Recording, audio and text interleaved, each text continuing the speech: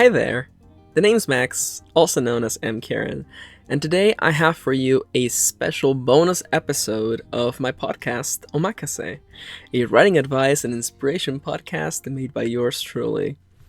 Every month I put up a poll on my Patreon page, patreon.com/mkaren, where everyone pledging at least $1 a month and up can vote. By pledging just $1, you get to listen to these, my regular podcast a week in advance, and the monthly workshop a month before it goes live on all podcast platforms and YouTube. The topic that the patrons picked was my revision style guide. I recently gave feedback to one of my writerly friends. It was their first time doing big feedback for an entire novel, and I provided for them a style guide. My recommendations for tackling revision to make a first draft, to turn a first draft from the roughness of you writing it day by day to a solid revision draft that you can look at and finally be able to make the big, hard edits. If you're familiar with my content, one of the things that I always say is that you have to come into revision with a set of goals.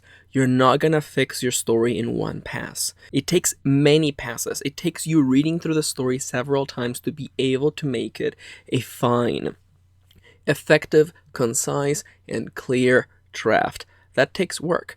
So I recommend you, if you're jumping into revision or that's something in the horizon, don't jump into revision trying to make it perfect right off the start. I feel like that is a little short-sighted and you are ultimately shooting yourself in the foot. You can't do that in one pass. It's gonna take time. And most importantly, if you feel discouraged during revision, I want to remind you that you have already done the hardest part. Writing the book, creating it from nothingness, taking the images that we see, the characters we hear, and the things that happen, and giving them form on the page is the hardest thing. You can make it through a handful of revision passes. You got this. You can do this.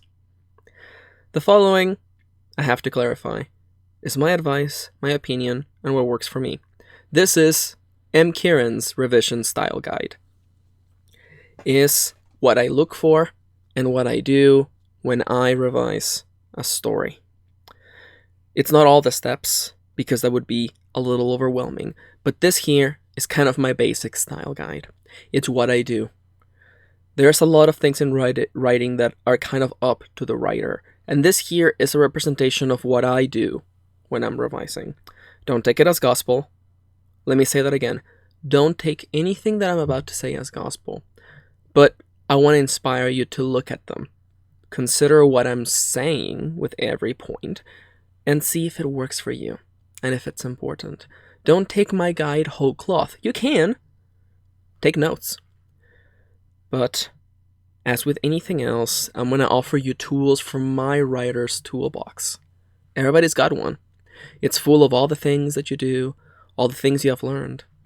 From basic grammar to foreshadowing to character development, they're all tools. And you got them. I'm going to show you. I'm going to open up my toolbox. I'm going to show you the tools that I use for revision. Take the ones you like. Leave the ones you don't. But give everyone a chance. Okay? Okay. A deep breath. And here we go with my revision style guide. My goal for the first passes of revision is to make sure that the story is clear and concise. Especially if I'm going to be sending the story to people, I want them to be able to just focus on the story. Grammatical things, I can fix. Sentence structure, I can do that.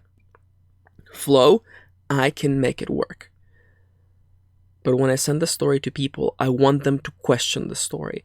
I want to know what they thought of what happened there. I want to know if they really enjoyed the protagonist's journey, if they agreed with them. I want to know what they felt at the particular points in the story. the highs and the lows. I don't want them to spend time pointing out a typo, pointing out a grammatical error, pointing out something that doesn't look good. I want them to have the best time. And that's not to say you can't send a rougher draft to your betas, but you have to let them know. And for me, I always like to give the best version, the most clear and concise version of my novel possible. Because I want to know what they thought of the story. I want them to be able to get lost in the story.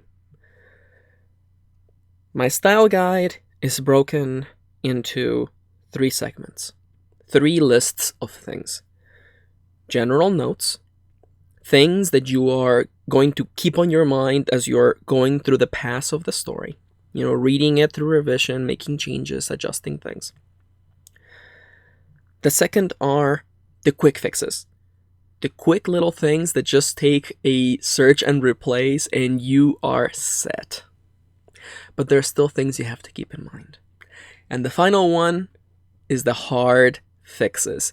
The things that will require you to get in there, roll up your sleeves, and make the story work. So once again, general, quick fixes, and hard. Let's start off with the general notes. The things that you should be looking into whenever you jumped into the first few passages of a story. Feel free to take notes. Feel free to pause the video to take notes. The first one is the passive voice and passive sentences.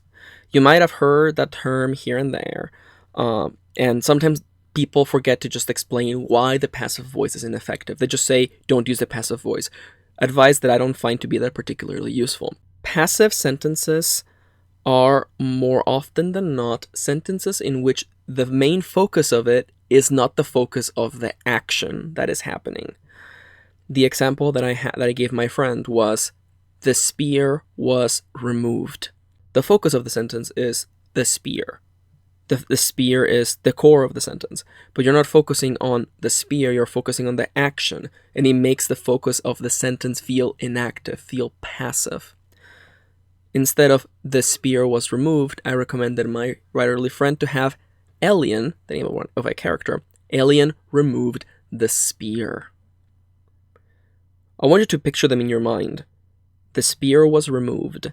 Makes it seem as though the spear had no saying in what was going on, and the spear, just as an inanimate object, like it is, was removed by some invisible force.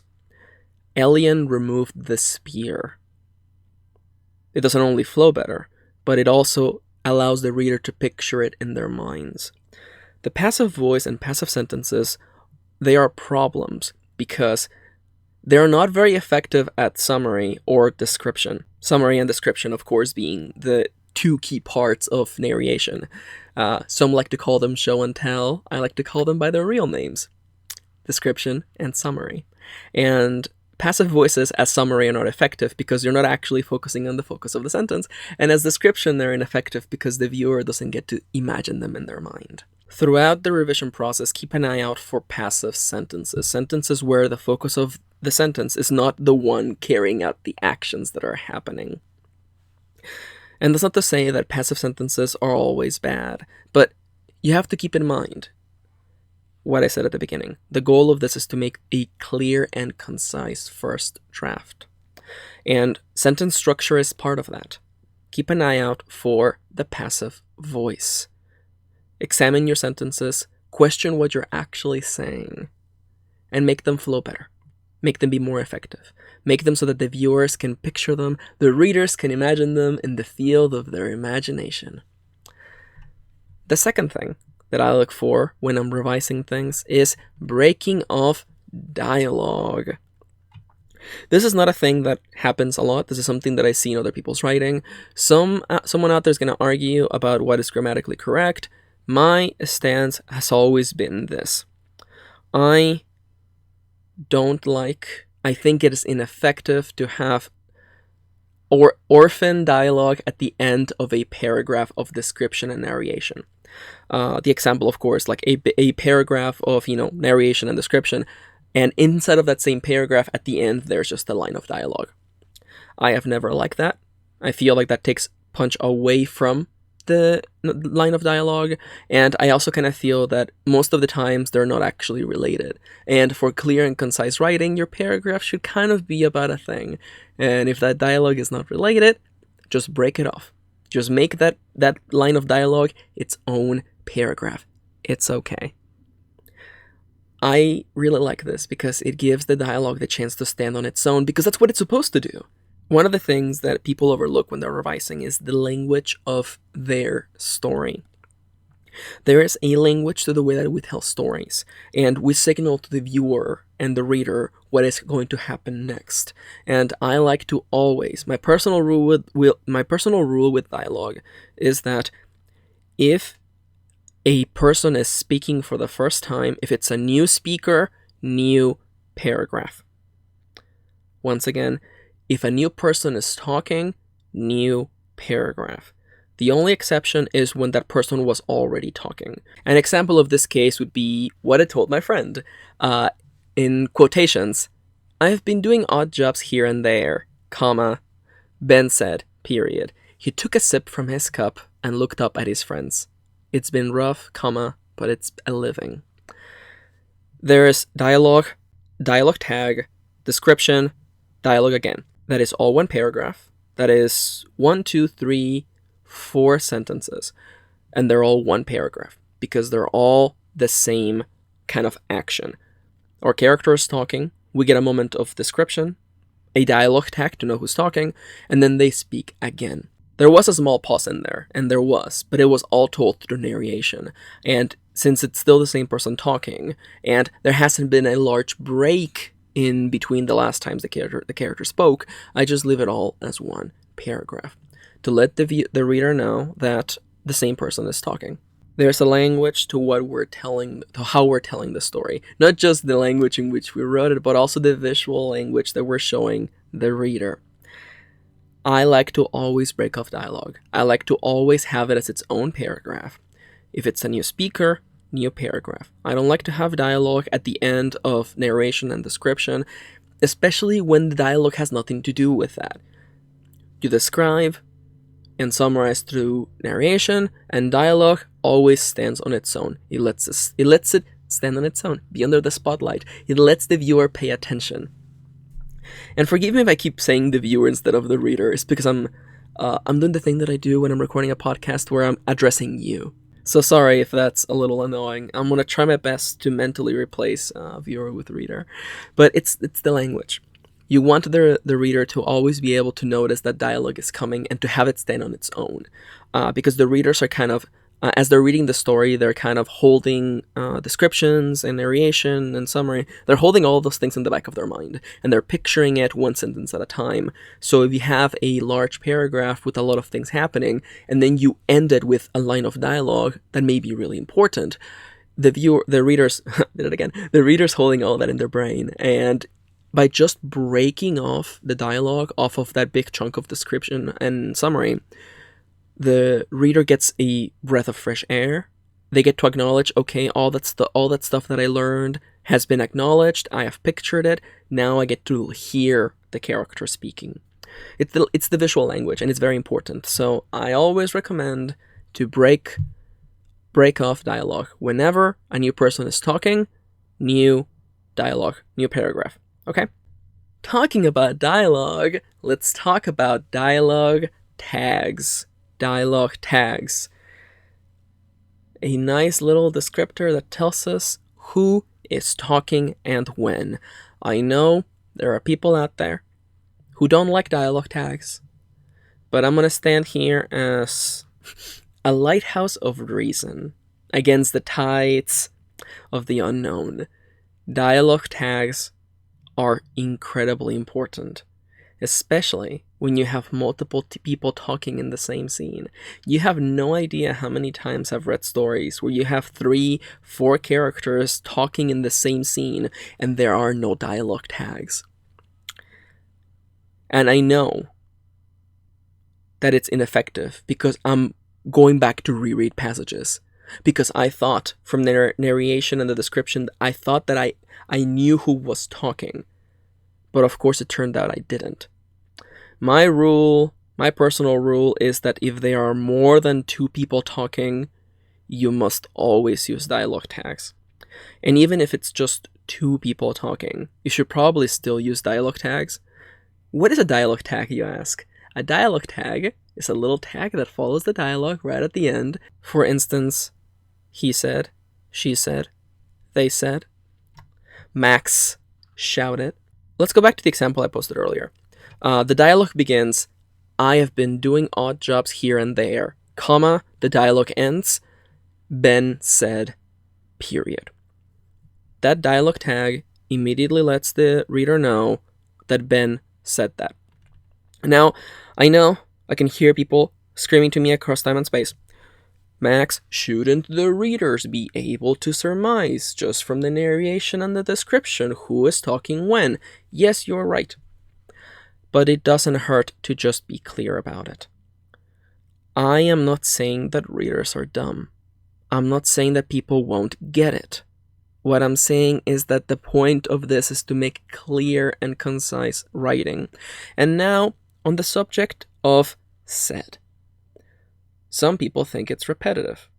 Some people think it's not good. I am one of the people who believe that said is amazing. Said, as in, insert line of dialogue, comma, name of character, said. Said is the vine. Said might as well be invisible. It's not repetitive. I think it is one of the most amazing tools for tagging dialogue. It's so clear. And I always go back, I think it was my friend Eleanor who said it. I forget. It's like, he said, she said, they said, Ben said. The said is practically invisible. The viewer notices it. The reader, Jesus, I did it again. The reader notices it. They acknowledge it. They hear in their mind the voice of whoever's talking, and they move on. It's amazing. I just love said. And I think it's incredibly effective. And of course, you can add more color to it, and you can use other things. You can use, what I sometimes like to refer to as blocking, having character actions in between dialogue to let you know, to remind the reader who's talking. That's useful. That's part of the process. But that is also a dialogue tag. You have to tag the dialogue. You have to tell the reader who is talking. And please, for the love of all things holy and sacred in this world, if you have 2 people who identify as female in the same scene, do not tag their dialogue, she said. That is, you think to yourself, no, but it's super obvious who is saying what. Yes, but you're still allowing room for error. It seems to me a little silly to go all this way to make the story so polished, to work so hard on the story and the characters and the events, and allow for inconsistencies like that. Clear, concise, those are the goals of this video. You're here because you want to know how to revise your story to make it clear and concise. So I'm gonna keep on giving you the advice. Tag your dialogue. Tag your dialogue. And that last tip about having 2 characters who happen to identify as the same gender in the same scene and not using the gender to identify them, that goes into narration as well. Like I was telling my writerly friend, like when you have 2 characters who identify as male in the same scene and you start a paragraph with he did this, like that is like every single time I read one of those passages, I kind of had to flip a coin in my head. I'm like, well, I think this one character is the one taking the action, and almost every time I lost the coin toss. I was like, nope, it was the other character doing that thing. And every single time that happened, I had to go back, reread the passage to make sure that I understood what was going on. And every time that happens, the reader gets tossed out of the story. And if you want feedback, or if you want to just make a really good revision draft, that should never happen. Clear, concise. I will say that until you hate it. I will say that until I get it through your through your beautiful, beautiful skulls. Okay? Okay. The last of the general notes, and this is something that comes up all the time, and this is something that is hard to fix unless you've done this a couple times and you know how to get into the mode. Narration inconsistencies. and I'm gonna be I'm gonna get a little crimson because I have a bunch of nightmare stories about this. The narrator is the narrator should always be right in your story. Whatever the narrator says is fact. And I know what you're thinking. But Max, what if the narrator is an unreliable narrator where sometimes they say things that are not real? That's fine, but that is a fringe case. Most of the time, your narrator will be some sort of a omniscient character, third person omniscient. It's not a person in the world. It is just a voice, an essence, something, someone who is witnessing the story. They themselves don't have color, and they're just relaying the things that happened. A narrator like that should always be right, and whatever they say is fact. So when you're reading through your story, question what the narrator says. This is the number one thing. If you want to know where I get most of my revision notes, is from this. When I'm reading through someone's writing, I question everything the narrator says, and I hold in my mind the facts. If the narrator says that this is true, or that this is not true, I hold it in the back of my mind when I'm reading the story. And I'm thinking, I'm looking for the narrator to contradict themselves. And for newer writers, it happens all the time. And that's not because I think you're a bad writer. It's because you're new to this process. You're tackling revision for the first time. It's unreasonable to expect you to know these things. But thankfully, you're watching a video about it or listening to a podcast about it, so you don't have to go through this. Narration inconsistencies. Question what your narrator says, especially question the facts. The color, the description, those are fine. You still have to keep an eye out for those, especially if you describe a character to be one way and then you describe them to be something else, but that still falls under facts.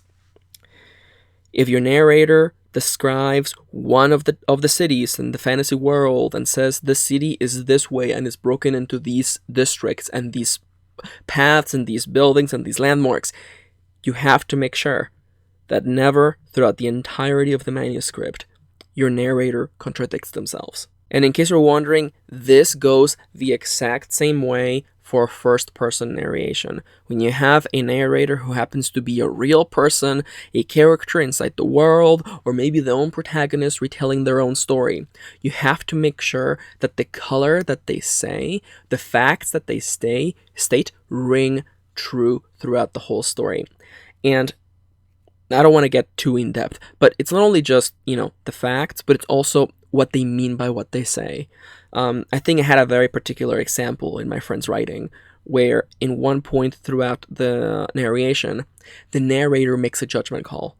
The third-person omniscient narrator makes a judgment call about a situation that was happening, and by having the narrator make that judgment call, it makes that judgment call factual. In spite of it being a judgment call, in spite of it being, the narrator saying their opinion, it becomes factual because that narrator is our point of view. And I felt that particular judgment call took the agency away from what our character was doing. We have a character having a very personal moment of crises, and the narrator is like, yeah, it wasn't that big of a deal. That's not the correct example. That's not actually what happened, but I want you to get into the mindset of questioning what your narrator says. And before I go on to the next one, I have to kind of slide this under the door. What about unreliable narrators? Unreliable narrators are narrators who you mistrust throughout the story, who say things that make you mistrust them, who make you feel as though they are unreliable, like they're not telling you the full story. Those narrators still have to be questioned. I don't want to get too in-depth in this, but I've met too many writers who, upon facing my feedback, when I'm literally pointing out the narrator said this, but then this other thing happened, or the narrator stated this as fact, but then contradicted themselves later on, these people would sometimes fall into the defense of saying, oh, my narrator's supposed to be unreliable. In spite of that never being set up, in spite of that never having been cleared throughout the feedback, it's a flimsy defense. Don't use flimsy defenses. Don't do that. An unreliable narrator still has to be internally consistent. Remember that. And now, those are all the general fixes. Those are all the big the big overarching things that I look through when I'm revising the story. I want you right now, because I bet you've been taking notes and thinking about this, juggling ideas in your head. I want you to just pause and take a deep breath.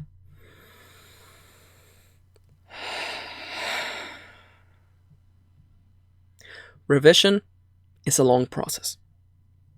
Don't try to do all this in one pass. I actually like to leave the questioning of the narration to its own pass. I read through the whole story. Once it's clean enough that I can just focus on the story, and I question what the narrator says, line by line, paragraph by paragraph, chapter by chapter. That's what makes a story clear and concise. And I'll just slide this in right now. I'm supposed to move on to the next point, but I just want to say this. When writing is being really effective and good, you don't notice it. It looks effortless. The story just glides. Characters speak, and you know they're speaking, and you know who's speaking, and you can almost guess what they're gonna do. And the narration makes sense, and the action feels real. The goal is to make this look effortless. And I know you can do it. Before I talk about the big, hard fixes, let's talk about the quick fixes. The following are quick fixes. Tiny little things, mostly style things, that you can almost fix by just doing a search and replace function in Microsoft Word. The first one is M dashes and ellipses. I see this way too often. Don't feel bad if you do it. Interruptions that happen in dialogue or narration can be displayed in the writing as an M dash. Now, you may be thinking to yourselves, Max, what is an M dash? And what is an N dash? N and M dashes are two lengths of a dash, a character that happens to take the form of a horizontal line. This is generally used to define an interruption when someone is cut short. Now, not to go in great lengths about their origins, but an N dash is generally meant to represent a line that can take the space of an N, and an M dash that can take the space of an M. The use of M, there's a whole history here about typography and how it's kind of used as kind of like the whole setup for old printing, but forget all that. M is the maximum space that an capital M can take in a character. And that is used as kind of like the maximum boundaries for lettering. And an M dash is a horizontal line that takes the full space of the capital M. It is the longest single character dash that you can have, and that is the standard for interruptions. If you look at your keyboard, let me just grab my keyboard right now so I can tell you exactly where it is. On the upper right corner of the basic part of your QWERTY keyboard, there should be the backspace/delete key. To the left of that is the plus and equal key, and next to that is the N dash and underscore. There is not an M dash key. You have to actually find the character and insert it into your writing. Certain writing programs, like I think Scrivener can do that, and Evernote does it. Evernote will automatically convert two N dashes into a single M dash. Now you may be thinking to yourselves, what does it matter what I use, Max?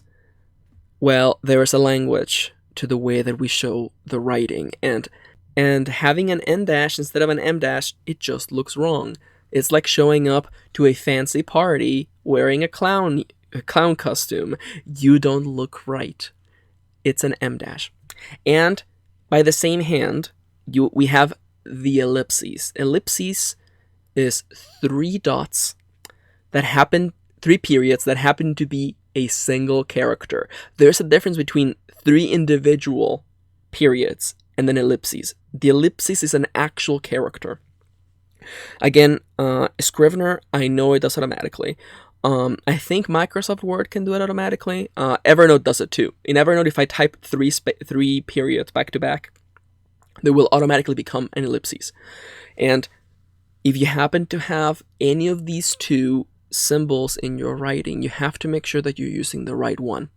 For the dash and the N dash and the M dash is so you actually look like you know what you're doing, and for the ellipses being one character instead of 3 periods, that's actually because of a page break and text wrap thing. If you have a sentence that ends in 3 periods instead of an ellipses, depending on the size of the screen that's reading it, or the size of the document, or if someone is squishing the screen, there's a chance that the text will not wrap correctly, and you'll have the end of the sentence, 1 period, and then 2 periods on the next line break. And that is not good. That doesn't look clear. That doesn't look like you know what you're doing. So, again, M, that is EM dash for interruptions, and the actual ellipses character for ellipses.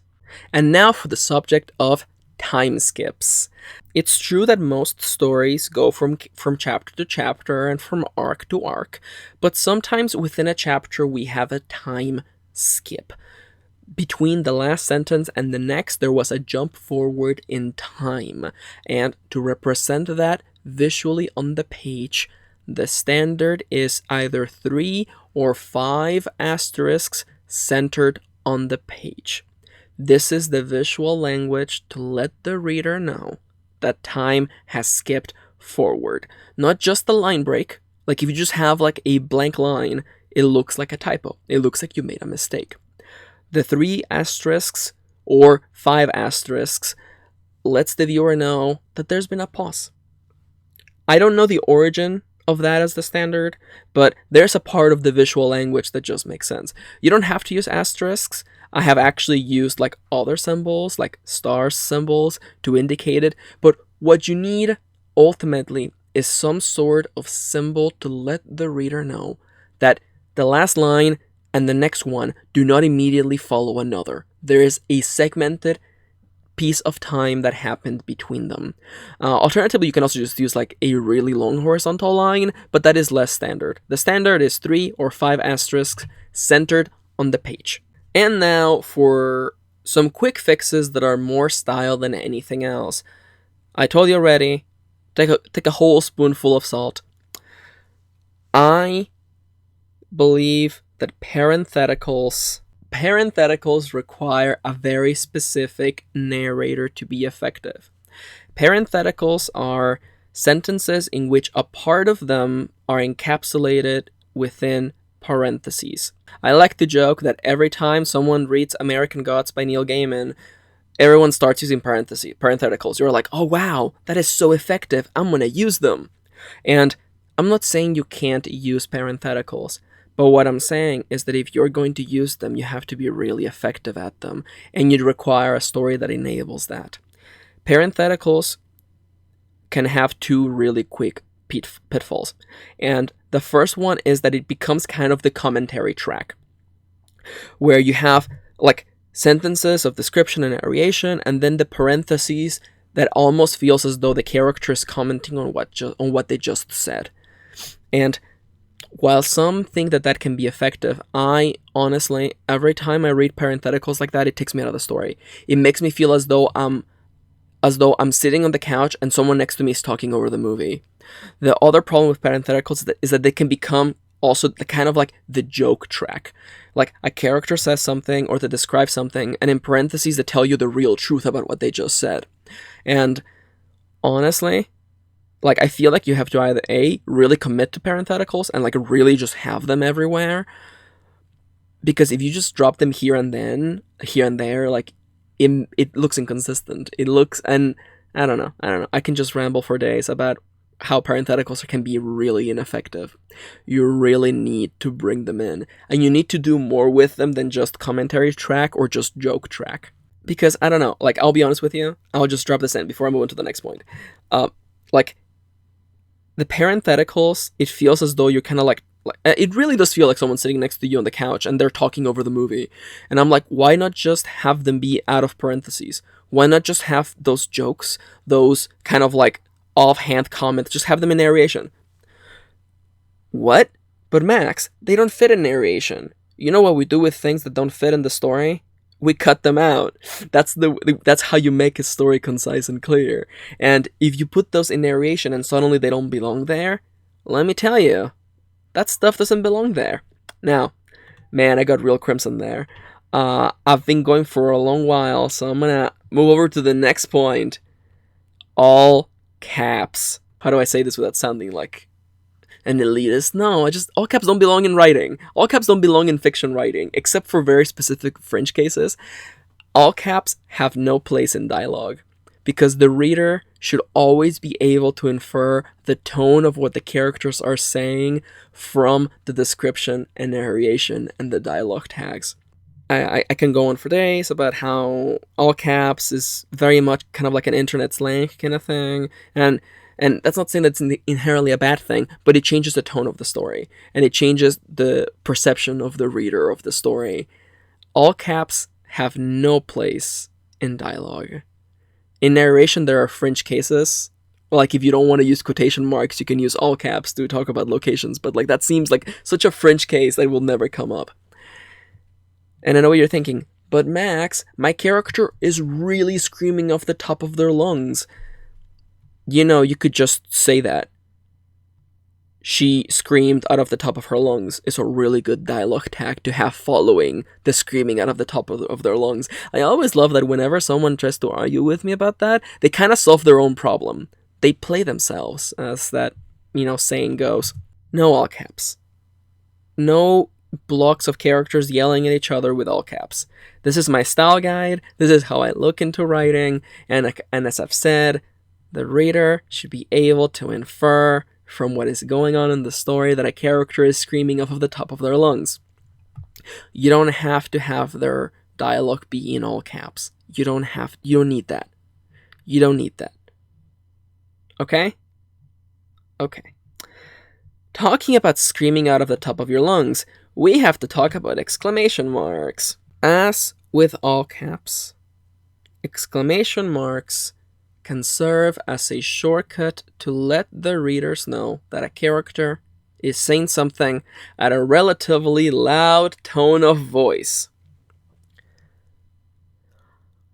I'm not gonna drop some sort of arbitrary rule on you that you only get one exclamation mark per 50 pages of writing. But what I'm gonna say is this, like I told my writerly friend. Whenever you have a lot of people using exclamation marks, they all stop having exclamation marks. Because if everybody is screaming, if everybody is shouting out of the top of their lungs, then nobody is shouting out of the top of their lungs. It loses the impact. It loses the color. It's like, and I know someone's gonna yell at me, but it's like putting too much garlic on everything you eat. It's like it becomes overpowering. And I know garlic is delicious, and I get it, but it is overpowering, and it takes over other flavors. And exclamation marks achieve the exact same thing. They're overpowering, especially when you have a lot of them. Reserve exclamation marks, save them for when a character really needs. Or when a character really needs them. I've done feedback with a lot of people, and I can assure you most of the time, when you take the exclamation marks, the writing just flows better, and it just feels better. Excuse the sound in the background. What I wanted to continue on to say is that exclamation marks are precious. Think of them, oh man, this is the dumbest metaphor. You're in the zombie apocalypse, you have a gun, you have like 5 bullets. Save them. Don't just fire them at the first zombie you see. You get 5 exclamation marks for your whole novel. That's not true. Don't write that down. Don't erase it. I see you. You're writing it down. Stop that. Stop that. Stop writing that. There isn't a hard rule, but you have to keep in mind that when you're using these repeatedly, they start to lose impact. And like I said before, I'll say it one more time, the reader should be able to infer from the description and the narration just at what tone a character is speaking. That's what description is there for. Exclamation marks and all caps, but you never use all caps. Just don't use all caps. If you take one thing from this video, please, for the love of all things holy and sacred, don't use all caps. But exclamation marks can be a shortcut, and you can use them, but you have to ration them. You have to be really careful, and you have to ask yourself, can I make this more effective by actually describing it? I feel like you get more if you describe how a character's voice is coarse from how much yelling they've done than just having an exclamation mark. That's all for the quick ones. There may be something I'm missing, but that's what I have written down. Let's take a deep breath.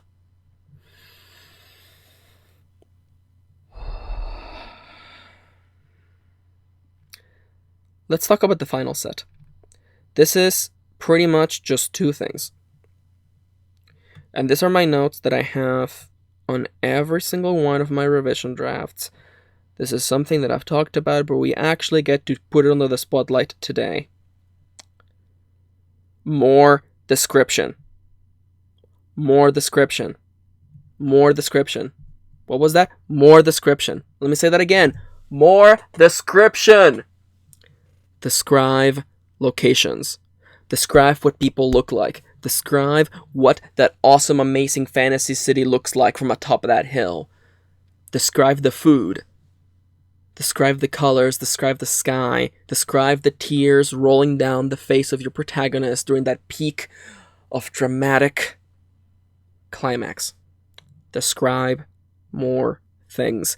I am the most guilty person in the world. I'm still serving prison time for being so guilty at not describing things. And if you're a new writer, and this is your first time doing something like this, it is expected, because this is something that I encounter every time. Newer writers are so focused on things happening that they just go boom, boom, boom, boom, boom. This happened, this happened, this happened, this happened. And that's not a bad thing. But my thing is that you have to slow down. You're going at 100 miles an hour. And while summary is very important, stop to tell the readers. Describe to them where they are now. I can assure you, you have forgotten to describe your character's bedroom. I know that I do. You know what I forget to do every single first draft? I never, ever manage to describe the protagonist the instant they're introduced, or the first chance that it's available. I always forget. I'm telling you, I'm still serving prison time. I am so guilty of that. I still do it every single book. I'm writing a new book right now. I did it. I forgot to describe the main character and her friend at the very beginning of the story. That note is in the revision notes. That note is one of the first things I'm going to work on, but it's one of the hard ones, because you're adding stuff that wasn't there to the first draft. You're adding more, and you have to find places for them, and you have to make sure that it doesn't break the flow, and you have to make sure that because you mention it once, you must mention it again and refresh that in the reader's memory. That is why it's hard. If you want a bit of a fast and hard rule, here we go. Describe locations the instant we arrive at them, and describe characters the first chance you have to describe them. Sometimes you don't get to describe the main character in chapter 1. That's okay. But the next chance you do have, you must describe them, so that the reader knows who they're looking at. This has happened so many times for me, and this happens in like published novels, and I actually despise it. I despise that sometimes it takes a quarter of the gosh doodly darn book to get a description of the main character. And by then, I'll tell you, that description is not getting registered. By then, I've spent a quarter of the book imagining my own version of the main character and my own version of the supporting cast, so guess what? They're staying, and your description is not sticking anymore. Don't let that happen. Don't let that happen. I sounded really bitter. I'm really bitter about one book. I don't want to talk about it. I don't want to tell you because it's going to be throwing shade. But there was one book by a really big author, and I'm just saying, This author waited like 5 chapters, 5 really long chapters, to even tell the reader what the main character looked like. And by then I was like, yo, listen, I'm not gonna picture the main character that way. They don't look that way. Okay? Listen, that's just not gonna happen. Another funnier example.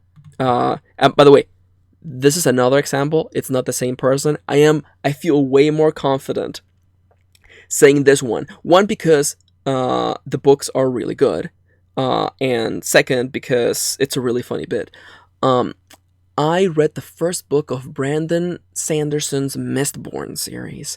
And Kessler? Was it Kessler? I forget. Oh my god, the name is escaping me. He's not the main character. Some will tell you he's the main character. I don't think he's the main character. But there was a character named Kessler. I think it's Kessler. His name starts with a K. And the description of what he looked like was really brief. And it only really got established once.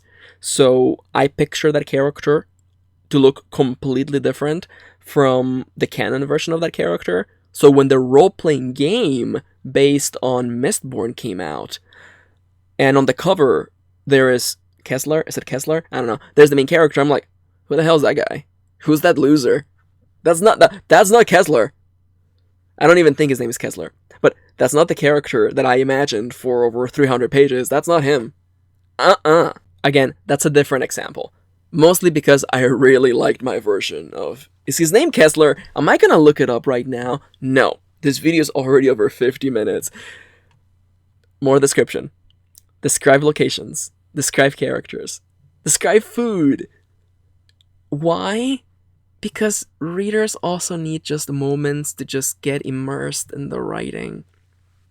I know. People get really lost on this gotta happen, and then this gotta happen, and then this gotta happen. But I gotta tell you, the things that linger in my memory are those moments when the story slows down. And people say the story slowing down is a bad thing. I don't think so. Sometimes you need moments of brevity. Moments of just sitting down and just... I have such vivid images in my mind. I have all these wonderful memories of places I've never been to, places that don't exist in this world because the writers stopped to let me know what they were like. And I'm not saying have entire pages. I'm not saying go all out and spend the next 10 pages describing, the banquet. That's not what I'm asking you for. More description, more than none. If there's something really important about our character, you can show it to us through their room. Again, show and tell. Those are not their real names. Their real names are description and summary. Summarize the things that are not important. Summarize the big things that are not really that big of a deal, and describe those that are.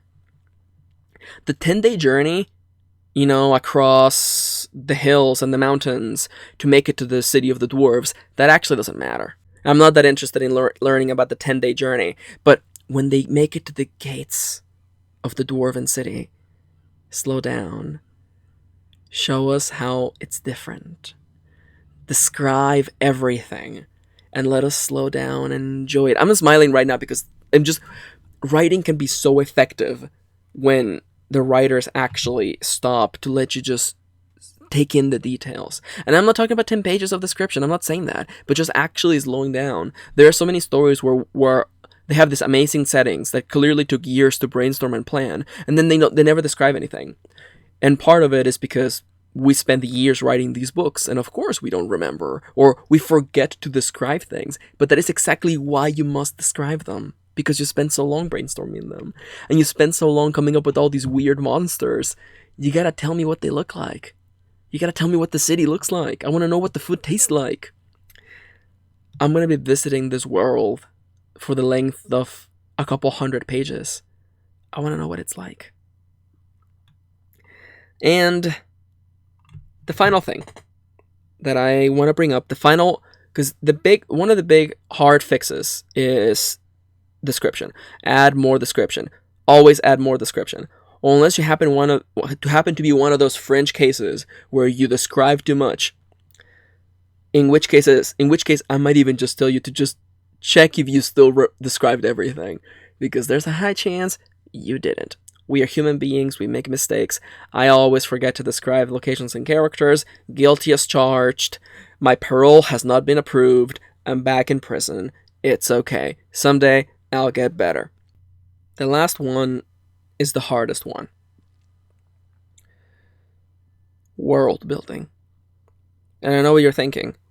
Max, I love world building.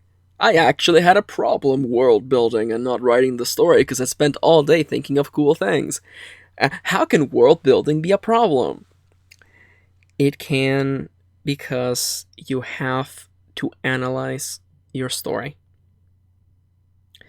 You have to question the events that happened, the things people said, and question whether something else would have made more sense. This is the hardest part. This is the core of inconsistency throughout the story.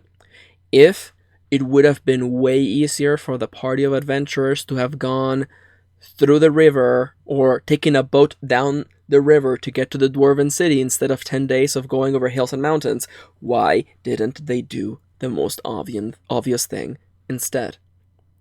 And I know what you're feeling. Right now you're feeling fear in your gut. You're like, oh no, if I start to question my story, I'm going to uncover something ugly and it's going to require a lot of rewriting. No. First off, don't be afraid. There is nothing you can write that you can't write your way out of. This is not to find a much more effective story inside of your story. This is to look for the easy problems and the hard ones and add into the story justifications as to why they didn't happen. You don't have to change the story and instead have the characters go on a boat ride down the river to the dwarven city. All you need is to explain to the audience why they didn't go down the easiest path instead of the hard one. You just have to explain. Sometimes you have to add more. Sometimes you're gonna realize that you made a mistake, that you forgot to explain one part of your character's abilities and superpowers, and now you're gonna have to do some plot hole patching. This is normal. This is expected. You are bound to pick up a plot hole here and there. That doesn't make you a bad writer. The real test of a good writer is patching up those plot holes, is going through the whole revision process, through the quick fixes, through the general ones and the hard ones, and making the best story you possibly could. A story you can be proud of. A story you can finish, release, and get back to the beginning of the journey. Questioning your story is part of it. I don't want to get super real right now, but I think I can't imagine a much more embarrassing moment than being a writer who revised the story, who questioned their world and found a plot hole, and chose to still send their writing to their writerly friends for feedback, hoping that no one would catch it. That right there is shameful. That right there is a disservice, an injustice to the world you found, the characters you found, and their story. No shortcuts. No easy ways out.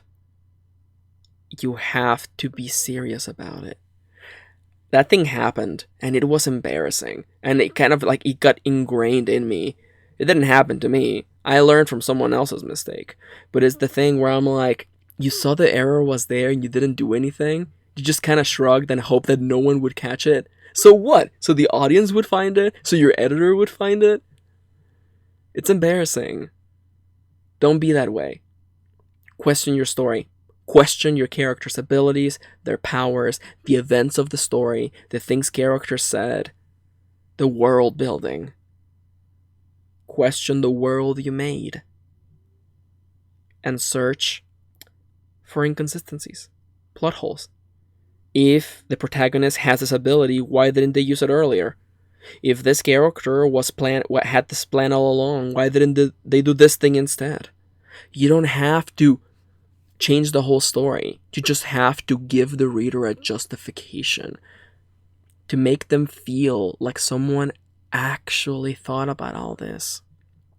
To make it look and feel effortless. That's not all the process. This is kind of, again, my quick 1 hour style guide.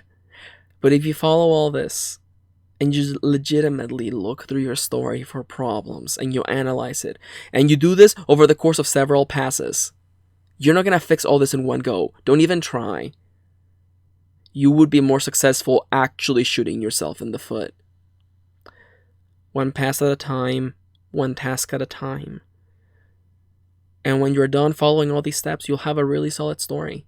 Something you can send to people and get their feedback, and they will have only to focus on the story. The thing that matters the most. There will still be grammatical errors here and there. You're still probably going to miss a typo or two. But the story will be solid. And they'll get to enjoy it, just like you did. Is it hard? Yeah. It's really hard. But it's part of the process. It's what we do. You have done the hardest part. Writing the story. Now make it shine. You have found this diamond in the rough. That's what the first draft is. They call it the rough draft for a reason. It's a rough diamond. Revision is the act of cutting the diamond, polishing it, making it shine. You don't do that in one go. That's not how it works. Little by little, you give it shape, you give it form, you make it real. And you turn that rock covered in grime and dirt, and you make it something that sparkles in the light. That right there is the revision process.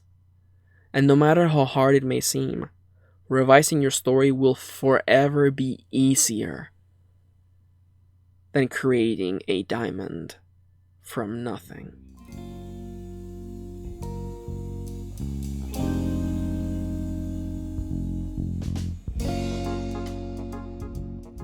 Hi there. I hope that this guide was useful, and I hope that if anything I gave you another point of view. I wanted this to be like 15 minutes, but of course, you know me, and I know me. And we had a bit of a longer video today, but I hope that you enjoyed it. I hope that you enjoyed listening to this podcast. Revision is scary. Some think it's scarier than writing, but I don't think so. I think writing is always hard. Revision, you can tackle it one task at a time. And just like looking at an enormous boulder, at a mountain, and thinking to yourself, how am I going to overcome this? It's very simple. One step at a time. Break down the big and scary task into smaller ones. That right there is the key to overcoming any challenge. I want to thank you for watching. Thank you for spending a little bit of your day with me. If you enjoyed this and you found it insightful, please consider supporting me and my content. You can treat me to a cup of coffee in the description down below.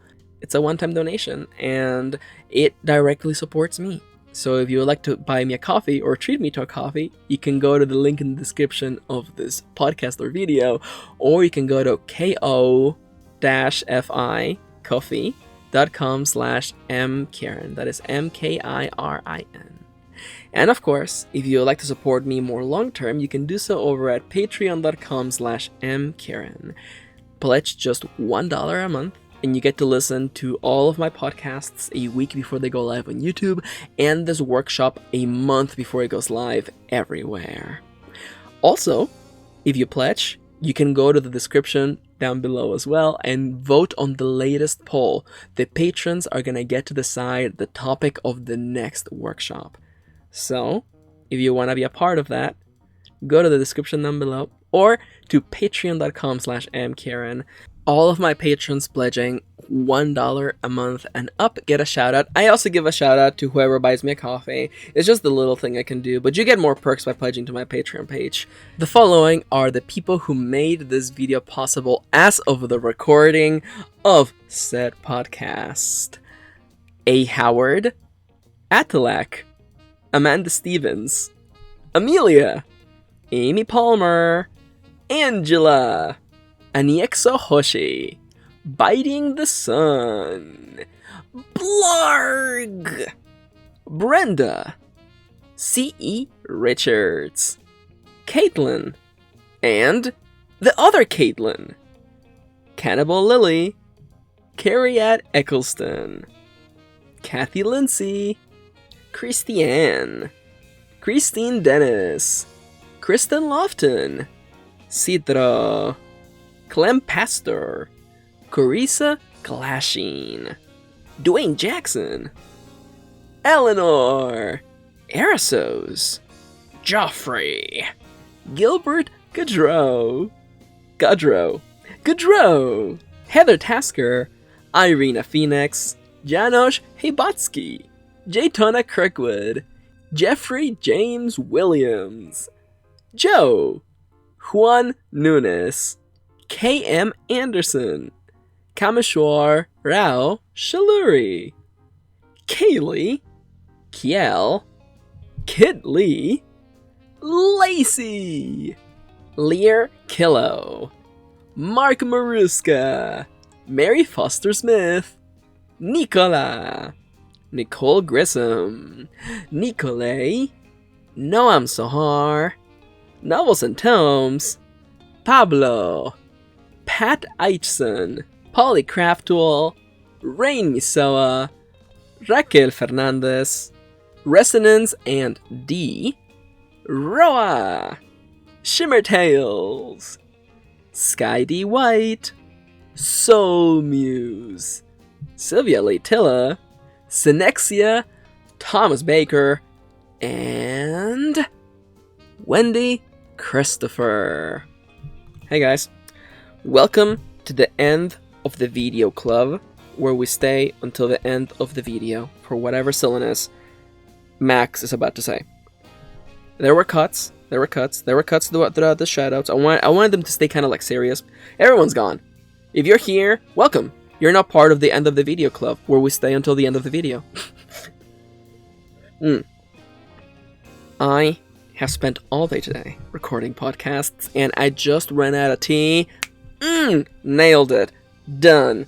Bag 'em and tag 'em, boys. That's not the metaphor I was hoping. That metaphor was funnier when I said it in the back of my mind. Hey guys. Revision can be scary. This is a dumb bit. Revision can be scary, or as the teens say nowadays, it can be scary AF. What? It's pronounced AF? No. Listen. I am hip with the kits. They're all playing, I know kits, okay? They're all playing Fort Fight. And... Alright, that joke's dead. Okay, you're right. That joke is dead. Bag 'em and tag 'em, boys. Hey guys. Welcome back to the end of the video club. There's so much background noise today, but I can't do anything about it. I have family coming over. I gotta get this done, get this out there for the patrons, for all of you lovely people making this possible.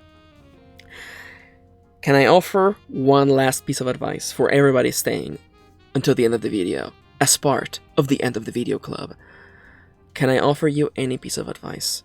My motto has always been the same: write recklessly, revise mercilessly. That right there is my guideline for writing and living. Stay strong. Revision is not a one and done thing. Revision takes a while, and I don't want you to rush through it. I don't want you to rush to get that book out. Make it the best it can. Books only get to come out once. Books only get to make one first impression. Make that story the best it can be. Not perfect, because perfection doesn't exist.